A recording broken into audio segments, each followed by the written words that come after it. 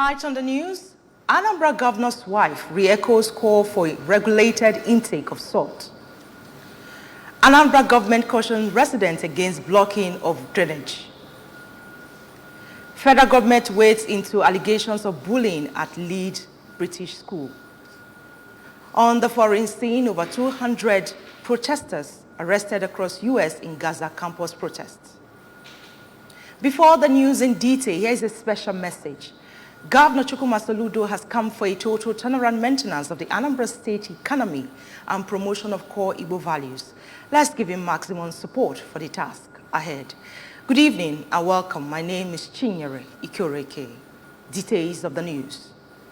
The recent claims by the Anambra State chairman of the Nigerian Union of Journalists, NUJ, Dr. Odogwu Emeka Odogwu, that Anambra State Governor Professor Chukwuma Soludo is an enemy of journalists could best be described as an unfortunate accusation completely far from the truth.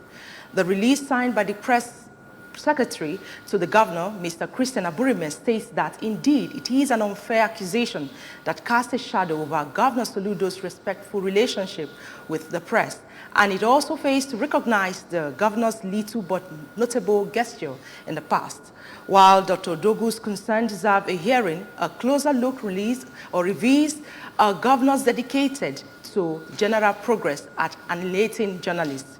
It will be recalled that Governor Soludo inherited a complex situation where he assumed office 2 years ago. Aside confronting multifarious challenges of insecurity, economic stress, infrastructure deficit, among others, state resources have also been relatively lean and needed stringent, prudent management. Of course, this leads to the rationalization of the National Light newspaper, which unavoidably impacted its staff, but reflected a broader effort to streamline government operations. Thus, a focus on streamlining should not be misconstrued as an emancipation of the press.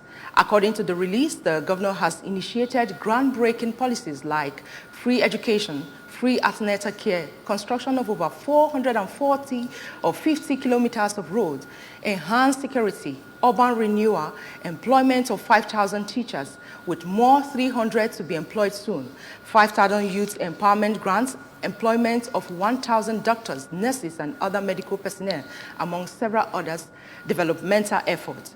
The release also states that the Soludo's administration would never ignore journalists in the state, and that it's why last Christmas, his administration distributed rice palliative to journalists as a gesture of support during challenging times when food inflation shot through the roof. This action, it notes, no matter how small, clearly demonstrated the governor's goodwill and concern for journalists. It further states that Dr. Odogwu's call for training, appointments, and infrastructure for journalists are understandable and valid. It is pointless to turn entries into impatient verification. The release has it that by working together, the governor and the NUJ can ensure a thriving media landscape alongside a flourishing Anambra State. Anambra State Governor's wife, Nonye Soludo, has renewed her call for a regulated intake of salt, considering the current high mortality cases and sicknesses resulting from overconsumption of solid sodium-based food. Mrs. Soludo, who stated this in Awka while addressing business women and female farmers, pointed to recent statistics by the World Health Organization that over 2 million deaths occur annually due to salt-related sicknesses. She noted that while salt is an important ingredient for food, consuming it more than the recommended unit leads to serious health problem. While asking the women to always be careful about what they consume, the governor's wife urged them to see healthy living as an important factor to life, without which the body becomes deteriorated. She also talked about the importance of organic agriculture and its impact on human and environmental health, and urged the female farmers to see the practice as not only safe but healthy. Urged the women to take the lead in the campaign on healthy living projected by not only living in it but out, most importantly imparting the idea on their immediate society. Earlier in address, the national president of the association, Mrs. Nkiru Onuibu, applauded the governor's wife for leading a campaign of change in trying to make healthy living a household norm in Anambra State.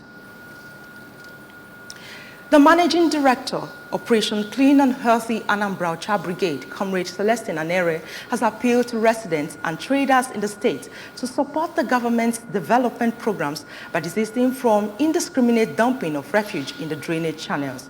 According to Comrade Anere, this is to allow easy flow of water and avoid incidents of flooding during the rainy season. Comrade Anere also urged residents to assist the government in cleaning up clogged drainages in their respective areas and shops, stressing that Governor Chukwuma Soludo's administration is supposed to provide more massive infrastructure and address other basic needs of the people, as well as protect life and property. The Ocha Brigade boss made the appeal while sealing off some shops at Zix Avenue, Ekoka, and Ukwoji, all in Awka South Council area of the state, over clogged drainage system. Comrade Anere commended the Soludo's administration for quality projects being executed in the state and maintained that the current administration is geared towards safeguarding its infrastructure as well as protecting the life and property of citizens in the overall interest of the state. He assured the people of the state that all that is needed to be corrected will be carried out before the rainy season fully set in, and appealed to them to continue to support and cooperate with the government's efforts to provide more dividends of democracy. Having a standard relaxation center in Awka will soon become a dream come true for the pace of work ongoing at the Solution Fund City, Awka.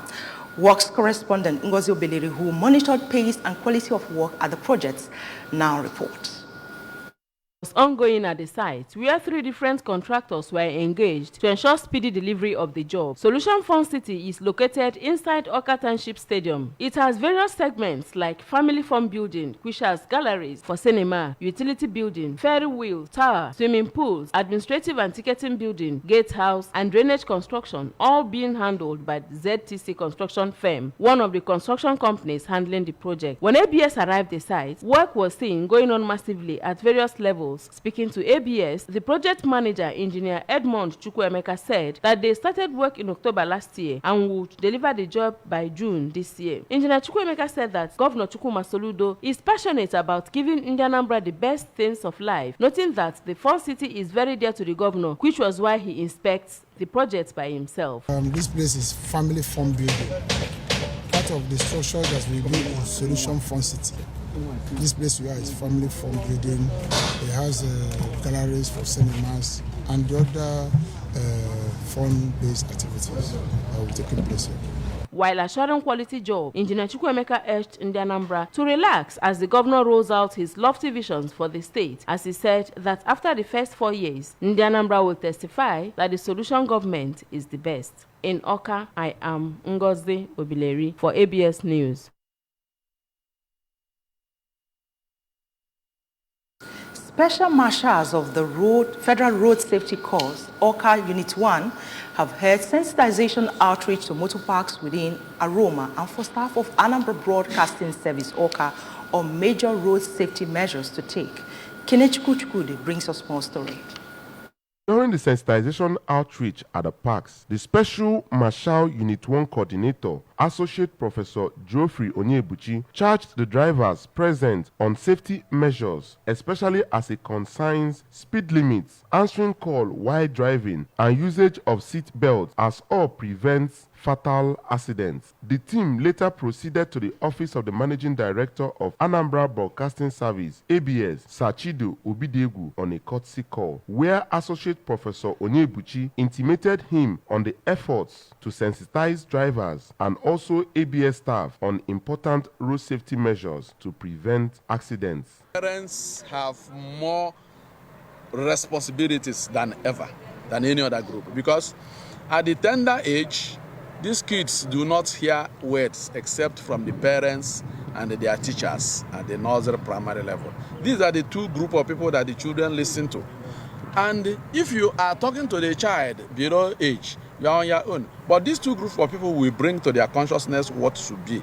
Welcoming the special marshals, Sachido said the sensitization is very important, especially with the needless attack on the state traffic personnel. He also advised women to always check their vehicles against faults and not leave the responsibilities for their husbands. The spate of, one way in Oka, especially here, is terrible. But most, especially at this our point, from this point, we notice that is. So I think it's something that we need to harp on seriously. So the initiative is wonderful. Later, during the sensitization for ABS staff, Associate Professor Onyebuchi advised pedestrians to walk on the roadside where they can view oncoming vehicle, making sure that kids and children sit at the back of the car instead of the front, and not to answer phone calls while driving to prevent road crash. Associate Professor Onyebuchi also advised that obeying road signs, driving at minimal speed, having safety equipment like fire extinguisher, and regular car checks are also important in road safety. A special marshal and ABS Director of Legal Services, Barrister Juliet Mbono, said the sensitization is very important and would be continuous as road safety is not for car owners alone, while she also advised people to make use of pedestrian walkway than walking on the road and never to drive against traffic. Another special marshal and Acting Director, News and Current Affairs Department of ABS, Mrs. Judy Jeff Nwabueze, harped that women should know the technicalities of taking care of a vehicle instead of being dependent on their husbands, and also important for all to know the highway code to reduce accidents on the road. The sensitization outreach also witnessed question and answer. In Oka, it's been Kenechukwu Chokwodi for ABS News. The Transition Committee Chairman of Orumba South Local Government Area, Prince Neville Uchendu, has issued a letter of recognition to the newly elected traditional ruler of Ihite community, Chief Timothy Okudili. Joseph Ebocha now reports.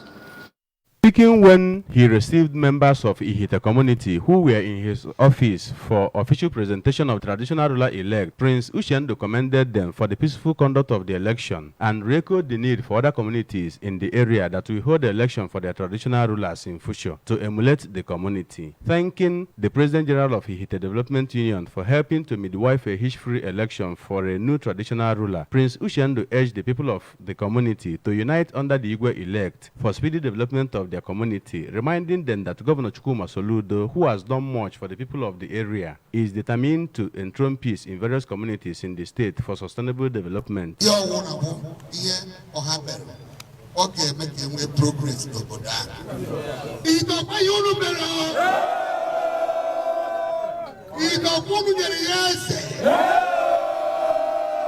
Presenting the Igwe-elect to the Orumba South TC chairman, the President General of Ihite Development Union, Mr. George Mado, who narrated how the election was conducted peacefully with supervision of the Anambra State Ministry of Local Government, Community and Chieftaincy Affairs, said the election of Chief Ifurunwa is a prayer answered, praying God to give him wisdom to bring solution to other needs of the community. Contributing, the former 3C chairman of Orumba South Local Government Area, Chief Cyprian Okerek, and a lost son of Ihite, Chief Ike Chukwuwankwo, said Chief Ifurunwa, an industrialist, has shown love to Ihite people through massive employment of indigenes. Other members of Ihite community, including the chairman of all chairmen of villages, Mr. Lazarus Eze, the woman leader, Mrs. Ndediamaka Ubaja, and the youth president, Mr. Ifani Ezuru, said the Igwe-elect is the people's choice. Thanking Ihite people for finding him worthy for the exalted position, Chief Ifurunwa promised to do his best for the betterment of his community.